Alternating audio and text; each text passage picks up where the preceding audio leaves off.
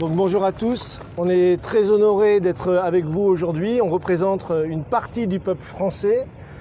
qui se bat également contre la France-Afrique, parce que malheureusement la France-Afrique, comme l'a dit Kémy Séba, fait beaucoup de dégâts ici, mais elle fait aussi beaucoup de dégâts en France. Et vous avez vu que justement le peuple français, un petit peu à l'image du peuple malien, s'est levé dernièrement avec le mouvement des Gilets jaunes pour dire stop, justement, stop à la financiarisation, stop à la spéculation financière, stop au pillage de l'Afrique,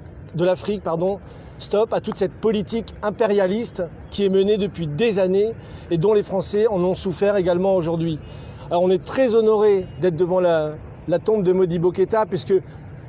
on considère en France que c'est un grand dirigeant, pas un grand dirigeant africain, un grand dirigeant international. Puisque quand il a déclaré l'indépendance,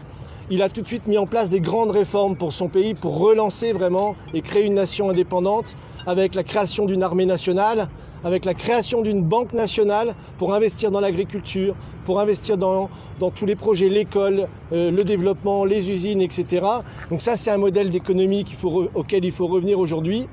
Et surtout que lui-même, et je relisais ses discours, je voulais le citer si je peux me permettre, qui disait que dans le discours du Nouvel An de 1961, il disait « Je ne voudrais pas terminer ce discours sans lancer avec vous et à tous les peuples frères d'Afrique et du monde un message de fraternité et de paix.